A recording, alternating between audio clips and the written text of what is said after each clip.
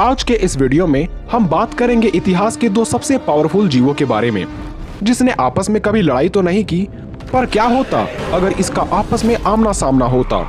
हम बात कर रहे हैं जमीन के सबसे शक्तिशाली शिकारी टायरानोसोरस रेक्स और समुद्र का दैत्य मेगालोडॉन की। दोनों ही जानवर अब धरती पर नहीं पाए जाते, लेकिन जब ये अपने समयकाल में रहा करते थे तो इसका नाम फूड चेन के सबसे ऊपर आता था। इसलिए इन दोनों का शिकार करने के लिए किसी भी जीवों की साहस नहीं होती थी, क्योंकि दोनों ही जीवों की बाइट फोर्स सबसे अधिक होती थी। यानी आज की लड़ाई है रेप्टाइल्स के सबसे शक्तिशाली प्रजाति और मछलियों का खूंखार बादशाह के बीच। तो वीडियो में अंत तक बने रहें। साइज, अगर दोनों की आकार की बात करें तो अब तक के पाए गए सबसे बड़े आकार की टीरेक्स की हड्डियां 12 फीट ऊंचा और 42 फीट लंबा पाया गया है, जिसे वैज्ञानिकों ने नाम दिया स्कॉटी।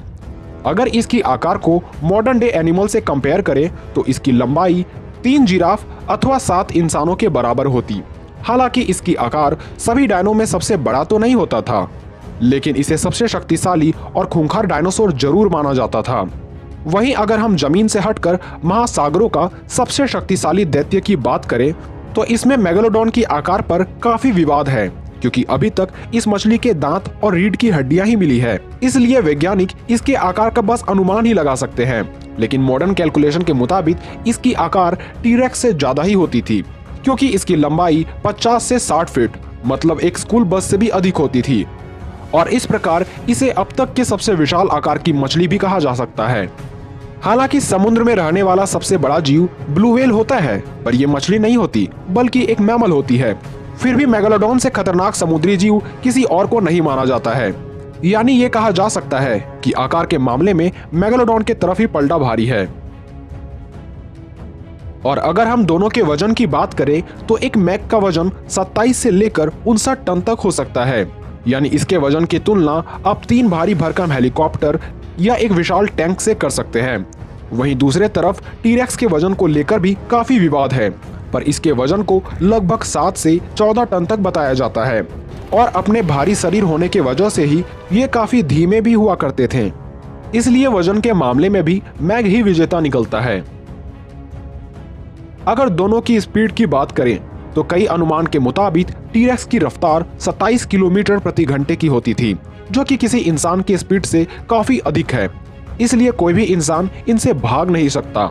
टीरेक्स की लंबी तथा भारी पूंछ भी इसके लिए काफी आवश्यक थी, क्योंकि इन्हीं पूंछ के सहायता से ये अपना संतुलन बना पाते थे और भागते वक्त अपनी दिशा बदल सकते थे। वहीं पानी में रहने वाला मैग की बात करें तो भारी शरीर होने की वजह से ये पानी में 18 किलोमीटर प्रति घंटे की रफ्तार को काफी देरी तक मेंटेन कर सकते थे, पर भारी शरीर होने के कारण ये तैरते तैरते अचानक मुड़ नहीं पाते थे। इसलिए ये अपने आगे स्थित जीवों पर तो तुरंत हमला कर सकते थे, पर पीछे स्थित जीवों को हमला करने में इसे काफी परेशानी होती थी। यानी स्पीड एंड एजिलिटी के मामले में टीरेक्स के तरफ ही पलड़ा झुकता है। फाइटिंग स्किल, अगर दोनों के लड़ने के तरीके की ओर ध्यान दें तो मैग को समुद्री दुनिया का बेताज बादशाह कहा जा सकता है। और इसके पीछे सिर्फ इसका विशाल और भारी भरकम शरीर ही नहीं, बल्कि इसकी बुद्धि भी इसका सबसे बड़ा कारण है। क्योंकि हाल ही में यह जानकारी वैज्ञानिकों को मिली है कि एक व्हेल के अवशेषों के अंदर मैग के दांत गड़े हुए थे, जो कि उस व्हेल के सबसे कमजोर हिस्से पर ही स्थित था। यानी ये कहा जा सकता है कि मैग अपने शिकार के कमजोर अंग पर हमला करके उसे तुरंत मार डालते थे, पर कई बार ये अपने दुश्मनों को टक्कर मारकर उसकी हड्डियों को तोड़ने में भी संकोच नहीं करते थे, क्योंकि इसके भारी शरीर होने से एक कंक्रीट की दीवार भी टूट सकती थी। इसलिए इसका वजन एक हथियार के समान था। वहीं टीरेक्स के पास भी सबसे अधिक बाइट फोर्स है, क्योंकि जमीन में रहने वाले जीवों की अब तक टीरेक्स जितनी बाइट फोर्स होने का सबूत नहीं मिला है। लेकिन रिसेंट रिसर्च के अनुसार एक ऐसा अनुमान है कि टीरेक्स भी अपने दुश्मनों पर टक्कर मार उसे गिरा दिया करते थे और अपने पूंछ की मदद से भी किसी पर वार कर सकते थे। यानी फाइटिंग स्किल में टीरेक्स के पास ज्यादा एडवांटेज है, क्योंकि इसके पास ज्यादा फंक्शनल बॉडी है।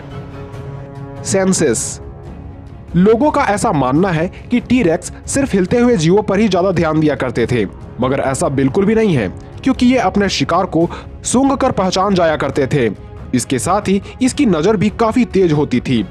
वहीं मैग भी समुद्र में जरा सी हलचल को तुरंत भांप लिया करते थे और खून की हल्की सी भी गंध इसे अपनी ओर तेजी से अट्रैक्ट कर लेती थी। इसलिए दोनों के पास काफी अच्छी सेंस मौजूद थी। वर्डिक्ट। तो जब कभी टीरेक्स और मैक की आपस में लड़ाई होती तो इसमें मैक के पास कई रीजंस है जीतने के लिए, जैसे कि इसके 270 दांत जो कि टूटने के बाद पुनः वापस निकल आते थे। इसके साथ ही ये टीरेक्स से ज्यादा विशाल हुआ करते थे और इसकी बाइट फोर्स भी टीरेक्स के मुकाबले काफी अधिक थी। लेकिन जमीन में मैक बिल्कुल कमजोर हो जाता है और जमीन में इसे टीरेक्स काफी आसानी से हरा सकता है, लेकिन ओवरऑल पावर के मुताबिक मैक का कोई मुकाबला नहीं है। पर इस पर आपकी क्या राय है, हमें कमेंट में जरूर लिखें।